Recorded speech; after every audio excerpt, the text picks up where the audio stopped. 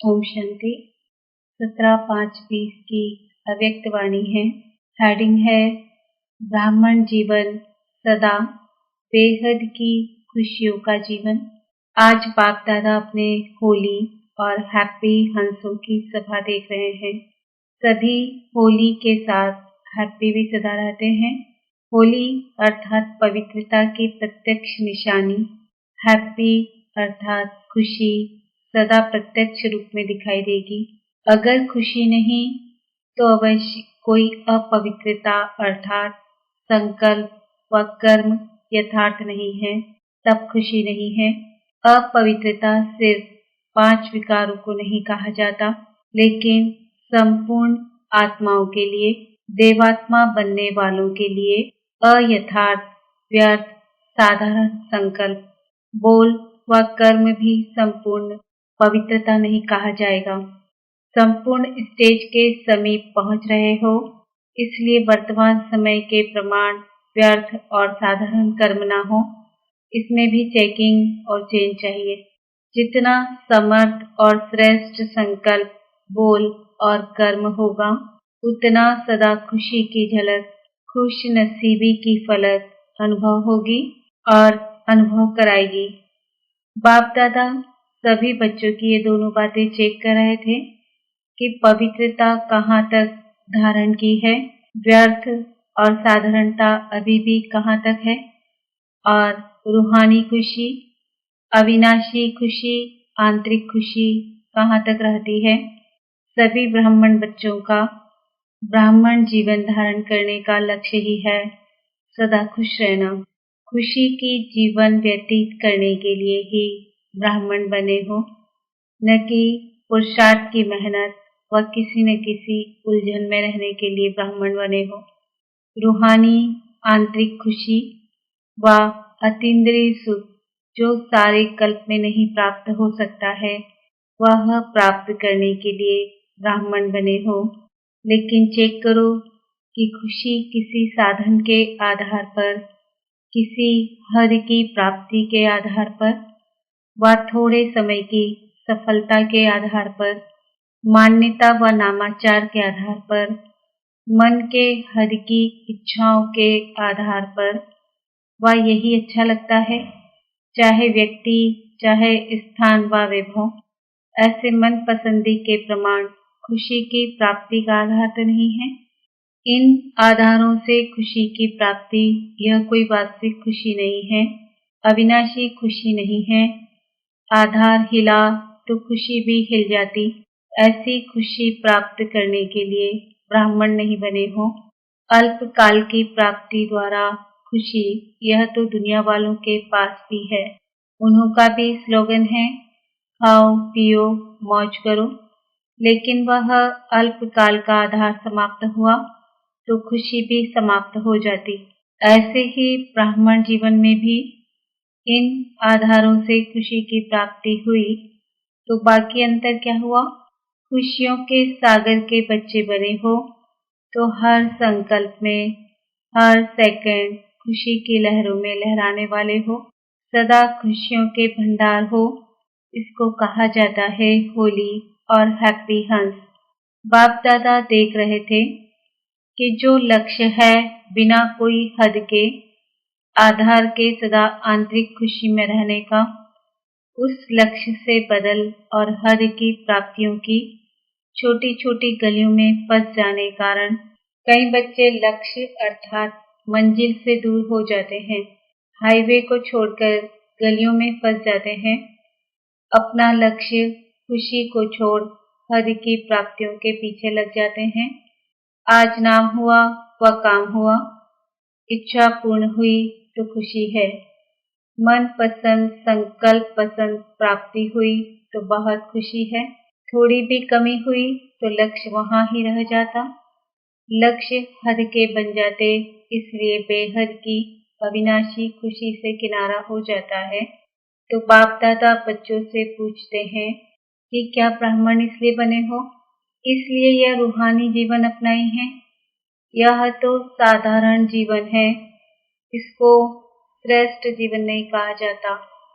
कोई भी कर्म करो, चाहे कितनी भी बड़ी सेवा का काम हो, लेकिन जो सेवा आंतरिक खुशी, रूहानी मौज, बेहद की प्राप्ति से नीचे ले आती है, अर्थात हद में ले आती है, आज मौज कल मौज, आज खुशी कल व्यर्थ उलझन में डालती है, खुशी से वंचित कर देती है, ऐसी सेवा को छोड़ दो, लेकिन खुशी को नहीं छोड़ो।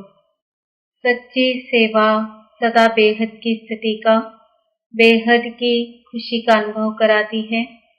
अगर ऐसी अनुभूति नहीं है तो वह मिक्स सेवा है, सच्ची सेवा नहीं है। यह लक्ष्य सदैव रखो कि सेवा द्वारा स्व उन्नति, स्व प्राप्ति, संतुष्टता और महानता की अनुभूति हुई। जहाँ संतुष्टता की महानता होगी, वहाँ अविनाशी प्राप्ति की अनुभूति होगी। सेवा अर्थात फूलों के बगीचे को हरा भरा करना, सेवा अर्थात फूलों के बगीचे का अनुभव करना, न कि कांटों के जंगल में फंसना। उलझन, अप्राप्ति, मन की मूंछ, अभी अभी मौज, अभी अभी मौज, यह है कांटे। इन कांटों से किनारा करना अर्थात बेहद की खुशी का अनुभव करना है। कुछ भी हो जाए, हद की प्राप्ति का त्याग भी करना पड़े, कई बातों को छोड़ना भी पड़े। बातों को छोड़ो लेकिन खुशी को नहीं छोड़ो।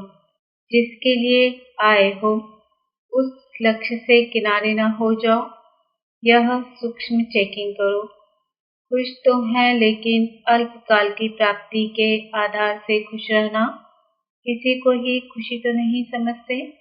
कहाँ साइट सीन को ही मंजिल तो नहीं समझ रहे हो, क्योंकि साइट सीन भी आकर्षण करने वाले होते हैं, लेकिन मंजिल को पाना अर्थात बेहद के राज्य अधिकारी बनना, मंजिल से किनारा करने वाले विश्व के राज्य अधिकारी नहीं बन सकते, रॉयल फैमिली में भी नहीं आ सकते। इसलिए लक्ष्य को, मंजिल को सदा स्मृति में रखो।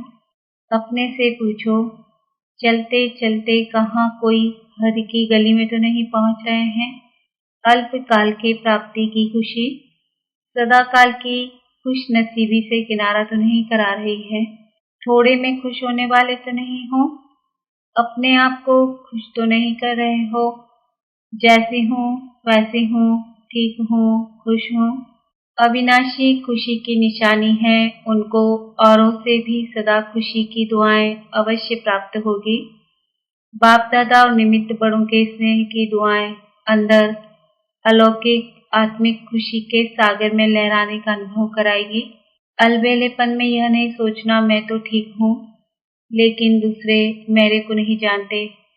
क्या सूर्य की रोशनी छिप सकती है?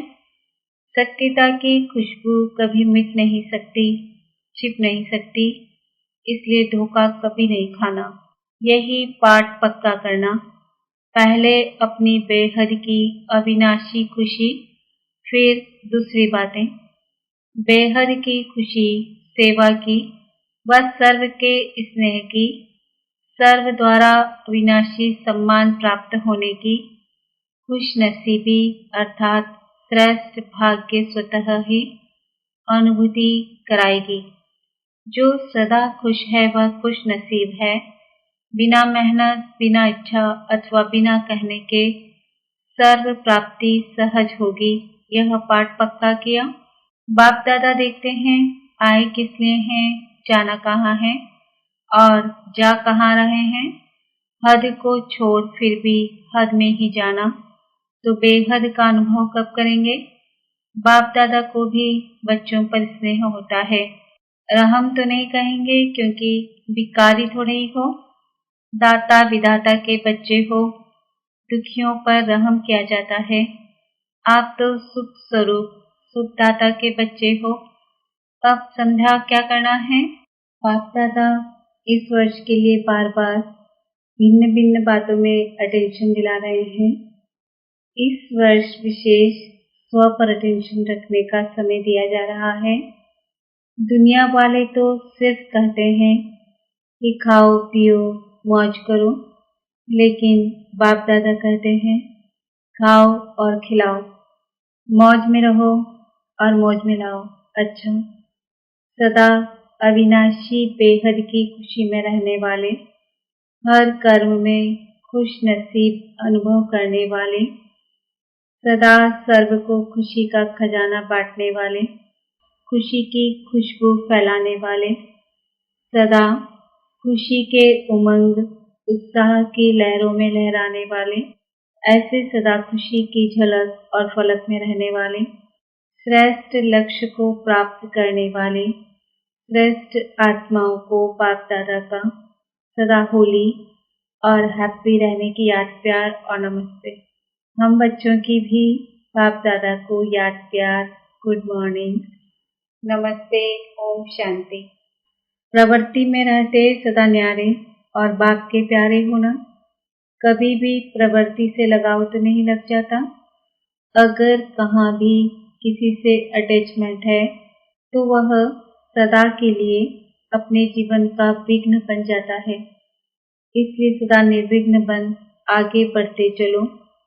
कल्प पहले मिसल अंगद बन अचल अडोल रहो। अंगद की विशेषता क्या दिखाई है? ऐसा निश्चय बुद्धि जो पांव भी कोई हिला ना सके। माया निश्चय रूपी पांव को हिलाने के लिए भिन्न भिन्न प्रकार से आती है, लेकिन माया हिल जाए, आपका निश्चय रूपी पांव न हिले। माया स्वयं सरेंडर होती है, आप तो सरेंडर नहीं होंगे ना। बाप के आगे सरेंडर होना, माया के आगे नहीं। ऐसे निश्चय बुद्धि सदा निश्चिंत रहते हैं। अगर जरा भी कोई चिंता है तो निश्चय की कमी है। कभी किसी बात की थोड़ी सी भी चिंता हो जाती है, उसका कारण क्या होता? जरूर किसी न किसी बात के निश्चय में कमी है। चाहे ड्रामा में निश्चय की कमी हो, चाहे अपने आप में निश्चय की कमी हो, चाहे बाप में निश्चय की कमी हो, तीनों ही प्रकार के निश्चय में जरा भी कमी है तो निश्चिंत नहीं रह सकते। सबसे बड़ी बीमारी है चिंता। चिंता के बीमारी की दवाई डॉक्टर्स के पास भी नहीं है। टेम्परेरी सुलाने की दवाई दे देंगे, लेकिन सदा के लिए चिंता नहीं मिटा सकेंगे। चिंता वाले जितना ही प्राप्ति के पीछे दौड़ते हैं, उतना प्राप्ति आगे दौड़ लगाती है। इसलिए सदा निश्चय के पांव चल रहे, सदा एक बल एक भरोसा, यही पांव है। निश्चय कहो भरोसा कहो, एक ही बात है। ऐसे निश्चय बुद्धि बच्चों की विजय निश्चित है। सदा बाप पर बलिहार जाने वाले हो। जो भक्ति में वायदा किया था वह निभाने वाले हो ना। क्या वायदा किया? सदा आप पर बलिहार जाएंगे। बलिहार अर्थात सदा समर्पित हो। बलवान बनने वाले तो बलिहार हो गए या होने वाले हो।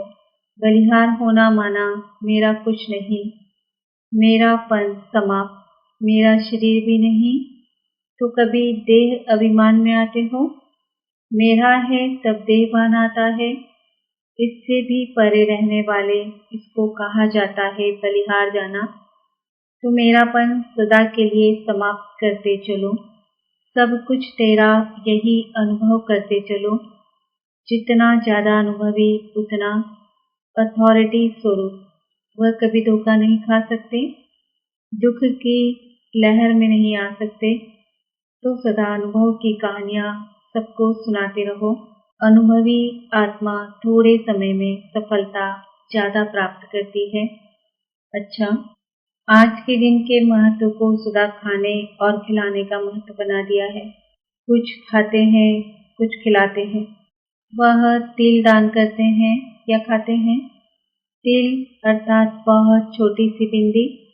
कोई भी बात होती है, छोटी सी होती है तो कहते हैं यह तिल के समान है, और बड़ी होती है तो पहाड़ के समान कहा जाता है। तो पहाड़ और तिल बहुत फर्क हो जाता है ना। तो तिल का महत्व इसलिए है क्योंकि अति सूक्ष्म बिंदी बनते हो। जब बिंदी रूप बनते हो तभी उड़ती कला के पतंग बनते हो।